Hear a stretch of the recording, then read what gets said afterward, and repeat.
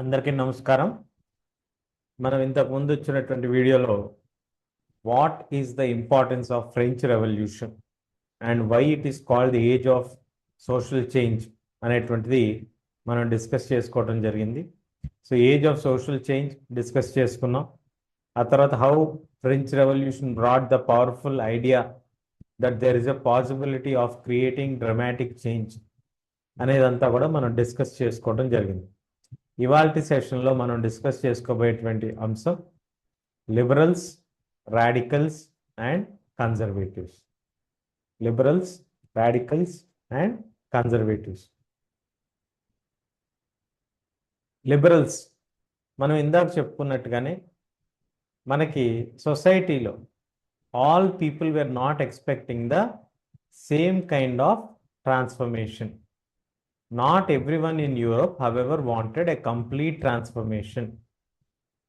Responses varied from those who attempted some changes was necessary, but wished gradual shift and later restructure the society radically. Some were conservatives, some were liberals, some were radicals. So, ఈ liberals ఎవరు, radicals ఎవరు, ఈ conservatives ఎవరు అనేది మనం ఈరోజు తెలుసుకుందాం. So liberals first మనం చూడబోతుంది లిబరల్స్ గురించి. లిబరల్స్ అనేవాళ్ళు ఒక group of people who want to change the society. They wanted a nation which tolerated all religions. అన్ని రిలీజియన్స్ని టాలరేట్ చేసేటువంటి ఒక నేషన్ కావాలి. Religious tolerance. ఎందుకండి రిలీజియస్ టాలరెన్సే ఎందుకు అంత ప్రత్యేకంగా అడుగుతున్నారు అని అంటే దానికి రీజన్ ఉంది ఒకటి. ఆ టైంలో ఎలా ఉండేది, యూరోపియన్ స్టేట్స్ అన్నీ కూడా డిస్క్రిమినేటెడ్గా ఉండేవి. అంటే ఏదో ఒక రిలీజియన్ ఫేవర్గా ఉండేవి. వన్ రిలీజియన్ ఆర్ అనదర్ రిలీజియన్కి ఫేవరెట్గా ఉండేవి. ఉదాహరణకి British favoured the church of England, Austria and Spain favoured the Catholic church. So ఇట్లా బ్రిటన్లో చర్చ్ ఆఫ్ ఇంగ్లాండ్, అలాగే ఆస్ట్రియా అండ్ స్పెయిన్లో క్యాథలిక్ చర్చ్కి, అట్లా చర్చ్ అంటే క్రిస్టియానిటీలో ఉన్నప్పటికీ కూడా వాళ్ళు ఒక సెగ్మెంట్ అంటే ఒక సెక్షన్ ఆఫ్ ద డొమైన్ అంటాం, లేదా ఒక సెగ్మెంట్లో వాళ్ళు ఆ చర్చ్కు మాత్రమే వాళ్ళు డామినెన్స్గా లేదా ఆ చర్చ్ మాత్రమే ప్రయారిటీగా వాళ్ళు చూసేవాళ్ళు. సో ఫస్ట్ పాయింట్ వచ్చి టాలరెన్స్. అండ్ నెక్స్ట్ పాయింట్ వచ్చి they opposed uncontrolled power of dynastic rulers.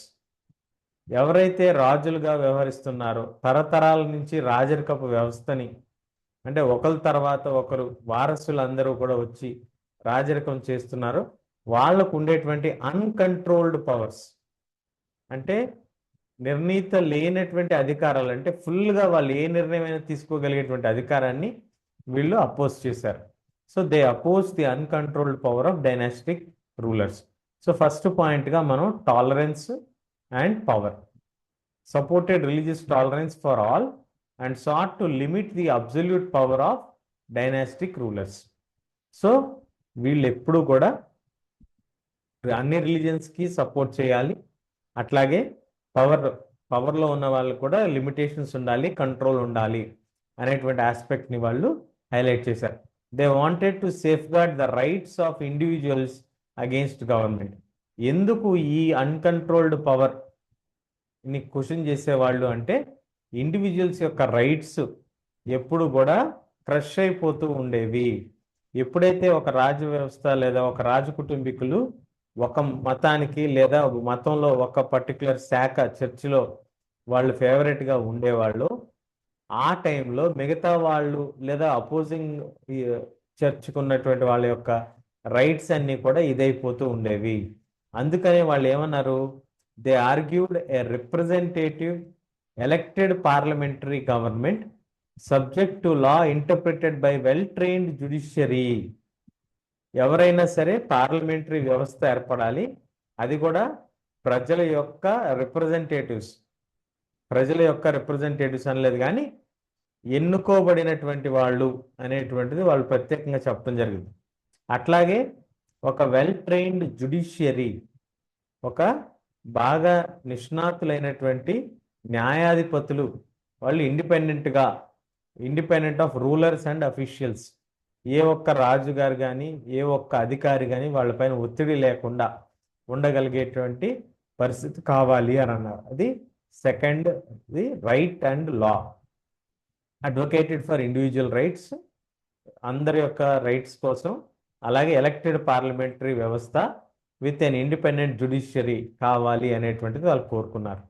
మరి వీళ్ళు చక్కగా మనకి డెమోక్రాట్స్ లాగా అనిపిస్తున్నారా అంటే వాళ్ళు డెమోక్రాట్స్ కాదు. ఎవరు వాళ్ళు?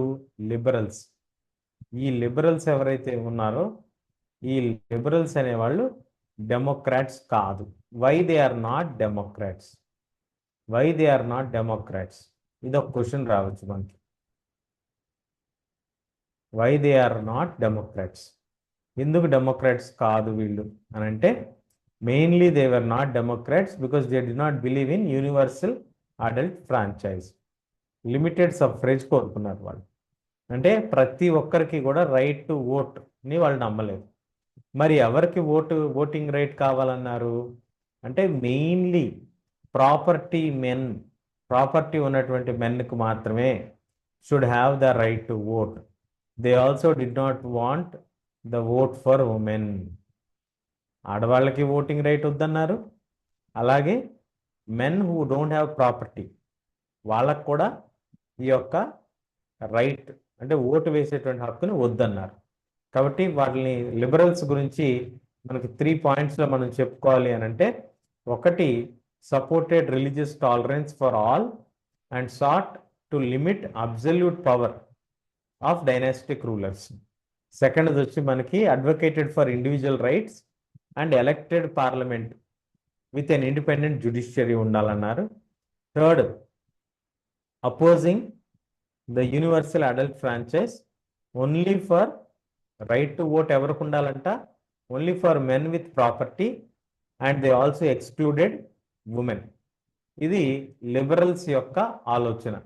లిబరల్స్ ఏం కోరుకున్నారు అనేటువంటిది మనం గమనించినట్లయితే, ఈ రకమైనటువంటి ఆలోచన విధానం కలిగి ఉన్నటువంటి గ్రూపు లిబరల్స్. అంటే మనకున్నటువంటి సమాజంలో ఒక వర్గం వాళ్ళు ఈ విధమైనటువంటి ఆలోచనలు కలిగి ఉన్నారు.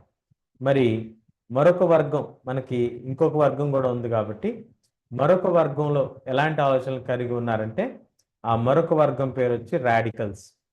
రాడికల్స్ ఏమన్నారు? ఏ wanted a nation in which government has based on the majority of the country's population. Majority of population ఎవరినైతే కోరుకుంటారో వాళ్ళే ప్రభుత్వాన్ని ఏర్పాటు చేయాలి అనేటువంటిది వీళ్ళు చెప్పారు. సో ఇది ఫస్ట్ పాయింట్ వీళ్ళు చెప్పింది.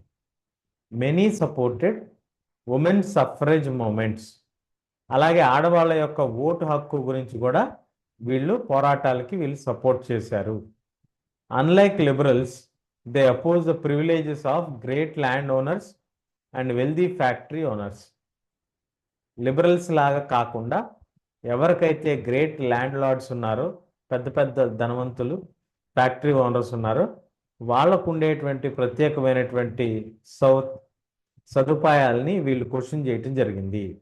They were not against the existence of private property but disliked the concentration of property in the hands of few people.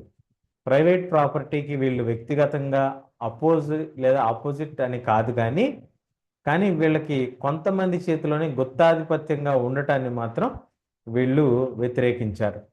So radicals wanted a nation ruled by majority government, the rule of majority population and supported women's right to vote. వీళ్ళు ఆడవాళ్ళ యొక్క right to ఓట్కి support చేశారు. Next, opposition to privilege. They were against the special privileges held by wealthy landlords and factory owners. Factory ఓనర్స్కి, healthy land లార్డ్స్కి, rich land లార్డ్స్కి ఉన్నటువంటి ప్రివిలేజెస్కి వీళ్ళు వ్యతిరేకం. అలాగే property distribution. They did not oppose private property but dislike concentration of property in very few hands. కొంతమంది చేతిలోనే మన ఆస్తులన్నీ కూడా ఉండటాన్ని వాళ్ళు పూర్తిగా వ్యతిరేకించారు. ఇది రాడికల్స్ వ్యూ పాయింట్. అలాగే మరి మరొక వర్గం వాళ్ళు మనకున్నారు కాబట్టి, థర్డ్ గ్రూప్ థర్డ్ గ్రూప్ వాళ్ళు వచ్చి conservatives. Conservatives opposed radicals and liberals. Conservatives రాడికల్స్ని అపోజ్ చేశారు, లిబరల్స్ని కూడా అపోజ్ చేశారు. మరి after the French revolution, however, conservatives had opened their minds the need for change. ఎప్పుడైతే ఫ్రెంచ్ విప్లవం జరిగిందో, విప్లవం జరిగిన తర్వాత ఎట్టి పరిస్థితుల్లో కూడా పాత పద్ధతుల్ని ప్రజలు యాక్సెప్ట్ చేయరు. ఎంత భారీ ఎత్తులో విప్లవం వచ్చింది కాబట్టి ఖచ్చితంగా మనం మార్పుని స్వీకరించాలి అనేటువంటి ఆలోచనని వీళ్ళు ఒప్పుకోవటం జరిగింది. ఆ మార్పు వీళ్ళలో కూడా వచ్చింది. So early in 18th century, conservatives have been generally oppose to the idea of change. 18వ శతాబ్దంలో పూర్తిగా వీళ్ళు అపోజ్ చేస్తూ ఉండేవాళ్ళు, మార్పు అనే దాన్ని ఒప్పుకునేవాళ్ళు కాదు. కానీ 19th centuryకి వచ్చేపాటికి ఇంకా తప్పనిసరి పరిస్థితుల్లో వాళ్ళు మార్పుని కోరుకోవటం ప్రారంభించడం జరిగింది. అయితే వీళ్ళు ఏమన్నారంటే పాత పద్ధతులను గౌరవిస్తూనే change had to be brought about through slow process. కొంత స్లోగా గ్రాడ్యువల్గా తీసుకొస్తే బాగుంటుంది అనేటువంటి ఆలోచన వీళ్ళు వ్యక్తం చేయటం జరిగిందనమాట. సో కన్జర్వేటివ్స్ ఏం కోరుకున్నారు? Evolution of stands. 18th centuryలో originally they were opposite to change, but gradually after French revolution they accepted change. అలాగే రెస్పెక్ట్ ఫర్ ట్రెడిషన్స్. ఇప్పుడు దాకా ఉన్నటువంటి సాంప్రదాయాల్ని గౌరవిద్దాం, చర్చిని గౌరవిద్దాం, అట్లాగే ఈ నోబుల్ ఫ్యామిలీస్కి ఉన్నటువంటి అధికారాలను గౌరవిద్దాం. అలాగే రాదర్ దాన్ కంప్లీట్లీ ఓవర్థ్రోన్, అలాగని పూర్తిగా తీసేయకుండా కొంతవరకు గౌరవప్రదంగా కొన్ని సాంప్రదాయాలనైనా గౌరవిద్దాం అని అనేది వీళ్ళ వాదన. అలాగే గ్రాడ్యువల్ చేంజ్. గ్రాడ్యువల్గా వీళ్ళు ఏంటి, అన్ని చేంజెస్ అవసరం, తప్పనిసరి అనేది వీళ్ళకి అర్థమైంది కాబట్టి నిదానంగా ఒక్కొక్కటి మార్చుకుంటూ వద్దాం, స్లో అండ్ స్టడీగా ప్రాసెస్ చేంజ్ చేసుకుంటూ వద్దాము అనేటువంటి ఆలోచనని వీళ్ళు వ్యక్తం చేయటం జరిగిందనమాట. ఇవన్నీ మనం గమనించినప్పుడు మనకి ఏం అర్థమవుతుంది ఇక్కడ అనంటే, సచ్ డిఫరింగ్ ఐడియాస్, ఒకరి యొక్క ఐడియాస్ మరొకరి యొక్క ఐడియాస్ని మనం గమనించినట్లయితే లిబరల్స్ యొక్క ఐడియాస్ ఒకలా ఉన్నాయి, రాడికల్స్ యొక్క ఐడియాస్ ఒకలా ఉన్నాయి, కన్జర్వేటివ్స్ యొక్క ఐడియాస్ లిబరల్స్కి రాడికల్స్కి వ్యతిరేకంగానే ఉన్నాయి. సో ఇట్లా డిఫరింగ్ ఐడియాస్ కలిగి ఉన్నటువంటి సందర్భంలో సొసైటీలో ఏదైనా చేంజ్ వచ్చేటువంటి క్రమంలో అవి క్లాష్ అయ్యేటువంటి ప్రమాదం ఉంది. Social and political turmoil that followed the French revolution. French revolution జరిగినటువంటి సామాజిక రాజకీయ మార్పుల్లో భాగంగా సమాజంలో ఈ యొక్క ఘర్షణ వాతావరణం అనేది మనకు కనిపిస్తూ ఉంటుంది.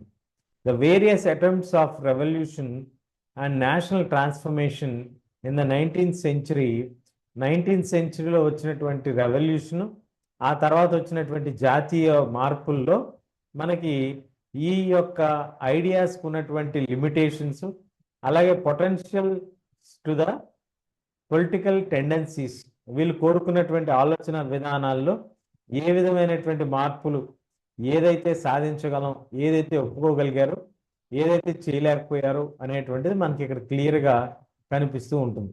సో ఇవాల్టి సెక్షన్లో మనం నేర్చుకున్నది ఏంటి? Liberals. What are liberals ideas and thoughts? లిబరల్స్ ఏం కోరుకున్నారు? టాలరెన్స్ అండ్ పవర్ కంట్రోల్లో ఉండాలి.